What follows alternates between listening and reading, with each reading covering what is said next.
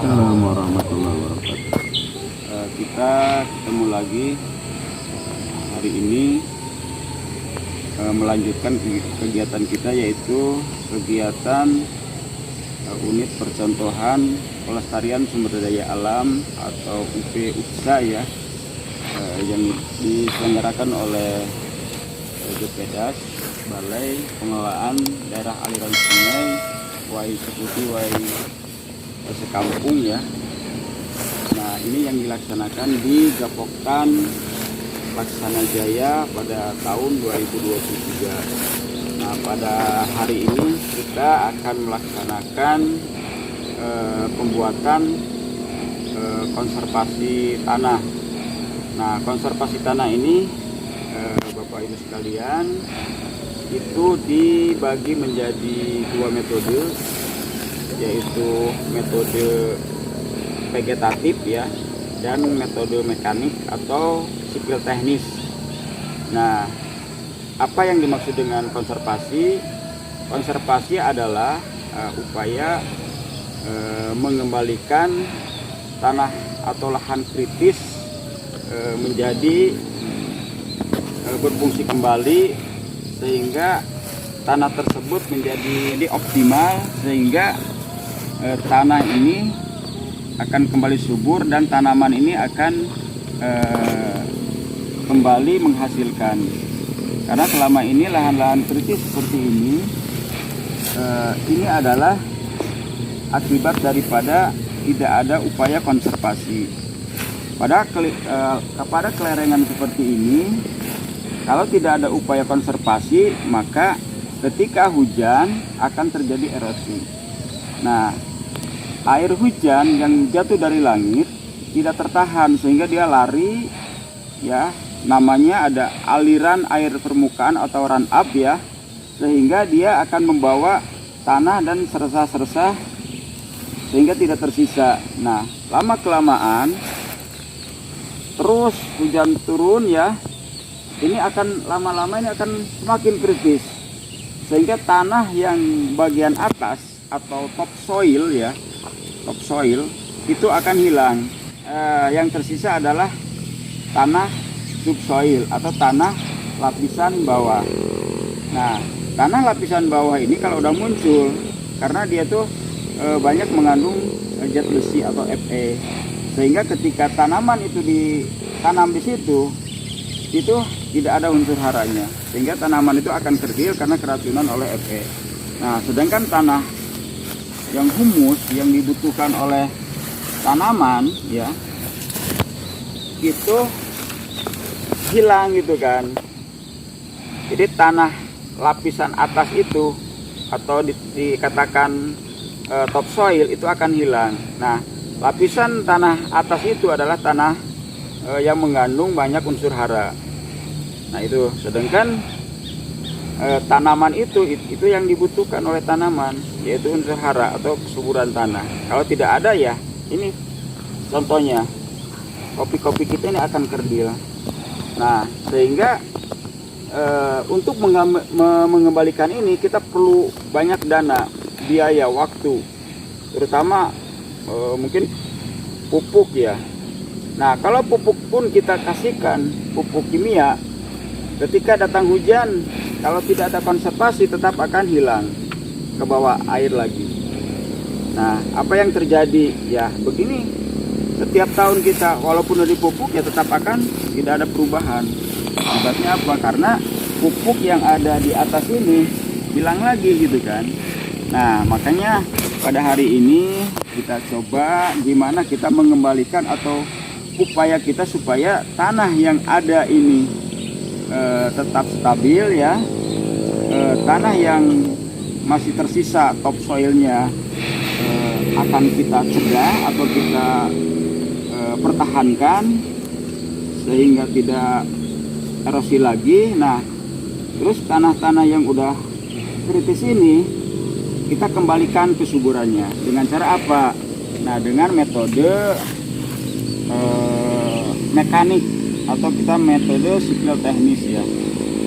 Nah, metode sipil teknis ini ada beberapa kegiatan seperti satu adalah pembuatan teras ya, terus pembuatan SPA.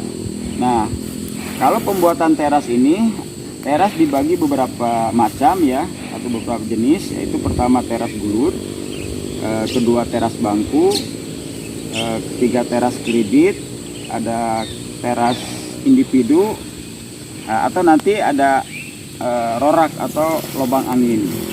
Nah, inilah ada upaya-upaya konservasi untuk mencegah terjadinya erosi. Nah, itu ya, jadi Bapak sekalian, mungkin sampai di situ ya. Jadi harus paham fungsi daripada teras itu. Ini ada beberapa fungsi atau manfaatnya ya daripada teras itu. Yang pertama adalah yang saya bilang tadi adalah kita mencegah atau mempertahankan tanah. Jadi tanah yang masih subur kita pertahankan, itu ya tujuan pertama. Yang kedua adalah mengembalikan. Jadi tanah yang udah kritis itu kalau dengan diupayakan dengan konservasi ini akan kembali subur. Nah, terus yang ketiga itu adalah mencegah terjadinya erosi. Nah, mencegah terjadinya erosi itu apabila udah ada bangunan teras, air hujan yang dari langit ya turun ketika hujan itu upayakan air itu tidak lari gitu kan. Dia akan tenang begitu ada di tanah. Air itu di permukaan dia tuh landai gitu kan, tidak lari. Jadi ketika air pergi itu dia lambat laun gitu kan perginya gitu kan. Nah, sehingga dia mencegah erosi gitu kan. Jadi air itu tidak membawa tanah. Nah, itu ya. Yang berikutnya adalah memperbanyak air masuk ke dalam tanah. Nah, ketika air masuk ke dalam tanah, jelas itu berarti tidak ada erosi, karena tanah yang ada di atas itu dia ya itu tidak terbawa air kan, karena air masuk ke dalam tanah. Nah, sehingga air yang ada di dalam tanah itu tersedia banyak. Nah, mungkin terjadi saat ini atau kemarin pada bulan Oktober kan ada kemarau tuh. Nah, karena kini air itu kurang masuk ke dalam tanah, sehingga ketika dibutuhkan air itu di dalam tanah tuh udah hilang gitu kan. Nah, sehingga terjadi ya pengaruh terhadap tanaman, kekurangan air, kerdil atau nanti tanaman itu menjadi kritis. Ya, banyak yang meranggas, mungkin mati karena apa? Kekurangan air di samping kekurangan unsur hara. Nah, itu. Jadi dengan ada upaya konservasi itu ya maka insya Allah lah gitu kan tanah kita akan kembali subur asal kita mau usaha dan mau berupaya. Nah, itu mungkin Bapak sekalian, dan mudah-mudahan dengan ada kegiatan unit percontohan pelestarian sumber daya alam yang dilaksanakan di Kapoktan Laksana Jaya ini memberi manfaat ya, terutama kita untuk mengembalikan kesuburan tanah. Kalau tanah udah subur, insya Allah mungkin kita juga usaha taninya akan menghasilkan, terutama kopi mungkin berbuah. Nah, di samping itu juga kita selain ada pada konservasi tanah, kegiatan UP-UPSA ini yaitu kita akan menanam jenis tanaman yang produktif, yaitu untuk membantu ekonomi Bapak-bapak sekalian. Yaitu kita rencana kita akan menanam tanaman alpukat ya, sehingga Bapak sekalian yang di samping kita punya panen kopi, tapi juga ada panen buah-buahan. Nah, sehingga ada tambahan untuk pendapatan. Nah, itu ya, jadi tujuan daripada kita melaksanakan kegiatan UP-UPSA ini adalah itu semua adalah untuk memberi kesejahteraan atau membantu Bapak sekalian untuk mendapatkan hasil selain kopi. Nah, itu pembuatan teras ada berapa jenis tadi? Pertama apa? Teras bulut. Yang kedua teras bangku. Yang ketiga teras kredit. Terus yang keempat teras individu. Yang kelima rorak. Nah, kita karena kelerengan kita, nah semua itu disesuaikan dengan kelerengan ya. Nah, lereng itu miring ya, kemiringan.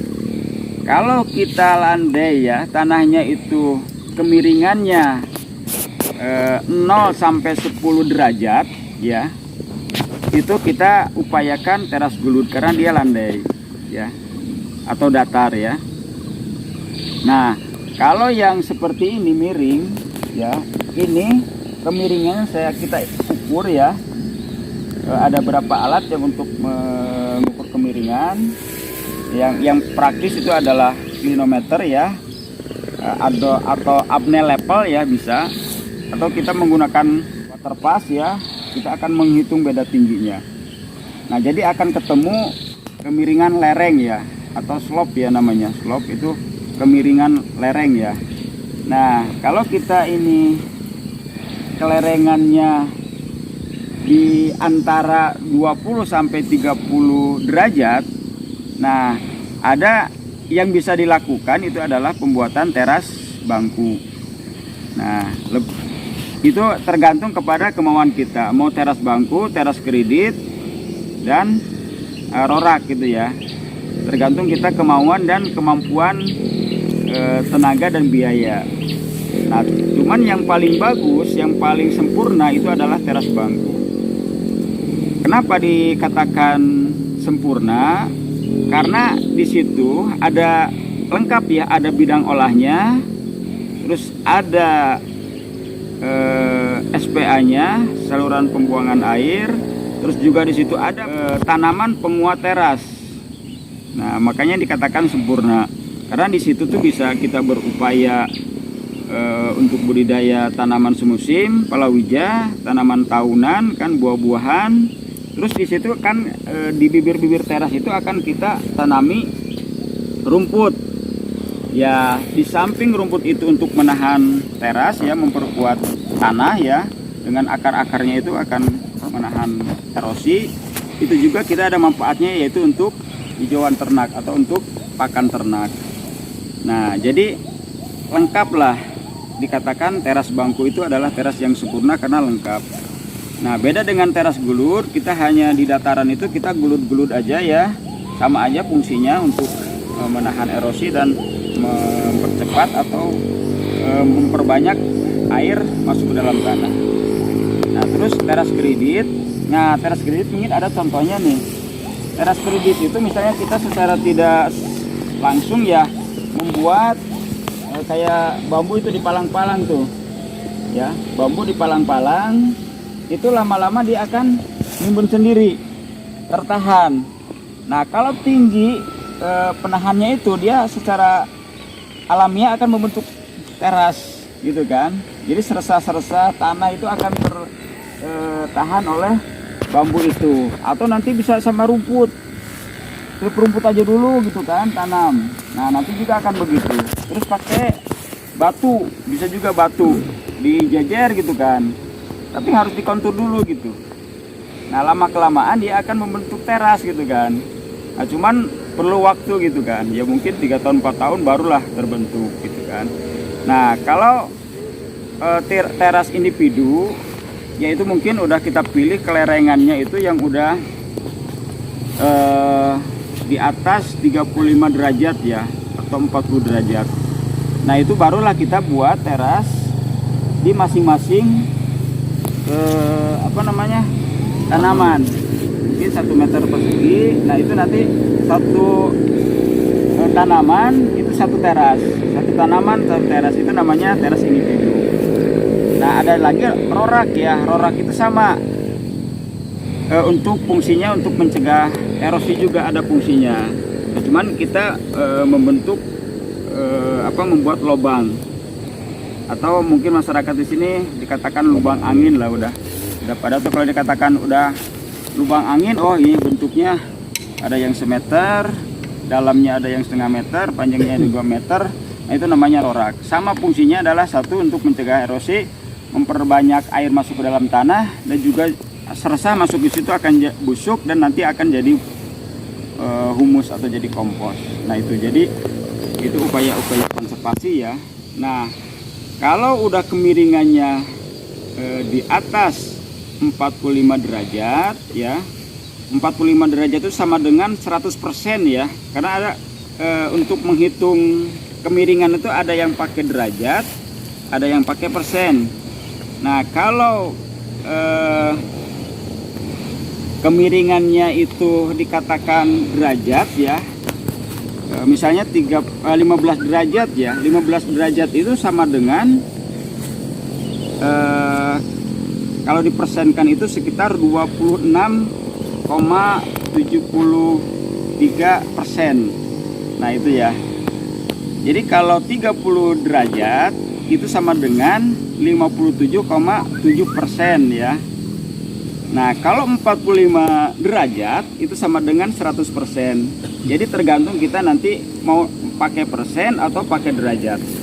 Nah itu kan, berarti kalau kemiringannya itu 45 derajat itu berarti sama dengan 100% gitu kan. Nah itu, jadi harus paham atau penyebutan ya, penyebut mau derajat mau persen, tapi itu seperti itu. Nah kalau untuk upaya konservasi dengan menggunakan metode vegetatif tadi ya, itu kelerengannya itu memang udah di atas 45 derajat. Berarti udah 45 derajat itu udah sangat miring sekali. Sehingga untuk upaya pembuatan teras, apalagi teras bangku, di situ udah tidak layak lagi. Karena apa? Kita di situ yang akan jadi masalahnya adalah bidang olah. Semakin lereng ya, itu bidang olahnya semakin sempit. Nah untuk teras bangku ini karena kemiringannya kita di sini sekitar 30 derajat ya, kita pakai derajat aja 30 derajat, berarti nanti kita akan membuat jarak teras itu antara 1 meter sampai 2,5 meter. Nah nanti kalau kita ketemunya nanti 2 meter ya, jarak antar teras, nah berarti di situ ada yang namanya interval. Interval itu yang tanah yang akan kita gali. Nah tanah yang akan kita gali itu, itulah dikatakan interval. Nah kalau kemiringannya itu mencapai 30 derajat, intervalnya itu antara 0,5 sampai 0,7 meter ya, atau setengah meter lah kalau kita ini kan. Nah itu yang akan kita gali. Nah untuk mengatur tanah itu kita gali ke atas dan ke bawah ya. Jadi mungkin untuk supaya cepat, tanah yang intervalnya itu gali, dinaikkan ke atas dan diturunkan ke bawah sehingga cepat membentuk teras. Nah itu nanti kita akan praktekkan mana yang dikatakan jarak teras, mana yang dikatakan interval, terus mana nanti yang SPA. Jadi SPA di teras itu ada yang SPA antar baris teras ya, di tengah-tengahnya ada SPA, cuma ukurannya kita buat sekitar 25 cm ya. Nah terus nanti ada, setelah beres teras semua ini, kita akan buat SPA, saluran pembuangan air atau pelimpah, sehingga air yang ada di teras ini nanti itu akan disalurkan ya kepada satu saluran yang namanya SPA. Jadi dari beberapa teras nanti di atas ya sampai ke bawah belah sana juga nanti. Nah dia airnya akan masuk ya, dari situ ngalir ke sini ya, dari sini ngalir ke sini ke SPA ya. Nah dari SPA itu kan semakin banyak air kan semakin besar tuh.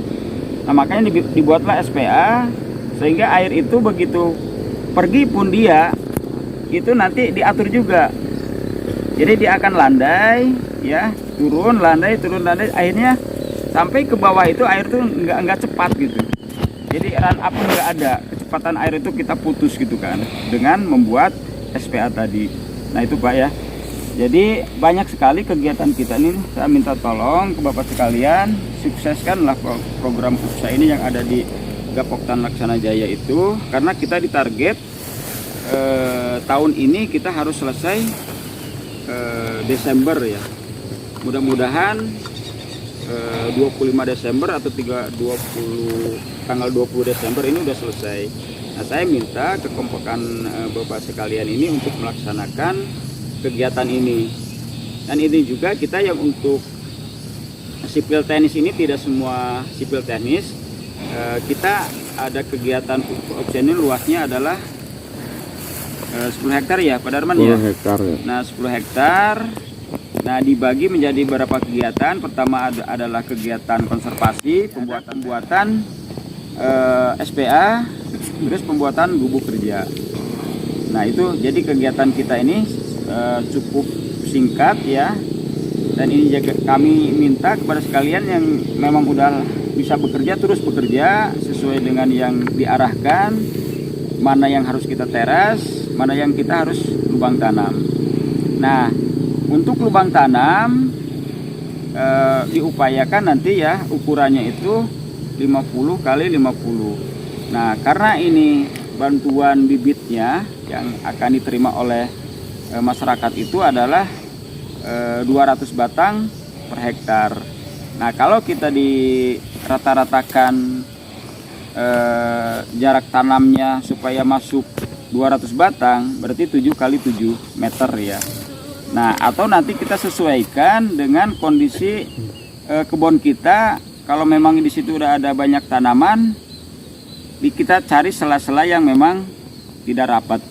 Yang penting 200 batang itu masuk di dalam 1 hektar. Nah itu serah Bapak sekalian yang ngaturnya. Nah, terus pelihara. Karena ini tanaman produktif ya, bibit tanaman alpukat yang bagus, yang unggul. Nanti rencana kita adalah kita akan menanam alpukat jenis siger ya. Nah, tapi saya minta kepada Bapak sekalian, tanaman yang udah ditanam ini dipelihara sampai berhasil dan berbuah. Ya kan? Atau selesai kegiatan ini selesai juga semua gitu. Arti kata tidak ada apa-apanya kita. Pada akhirnya ini setelah kegiatan ini adalah ada dampak kesejahteraan masyarakat. Ya dari konservasinya, terus dari bibit produktifnya kita bisa menjual buah pokat itu. Nah itu ya Bapak sekalian. Nah kita coba sekarang akan melanjutkan kerjaan kita yaitu membuat teras bangku.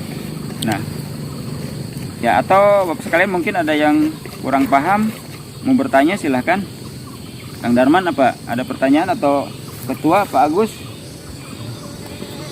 Cukup. Tolong ya ditanyakan yang ragu. Kok seperti ini tolong ditanyakan. Jadi biar nanti ketika melaksanakan sendiri udah bisa gitu kan. Itu yang diharapkan ya. Terima kasih ya untuk penjelasan dan saya akhiri wabillahi. Assalamualaikum warahmatullahi wabarakatuh. Waalaikumsalam.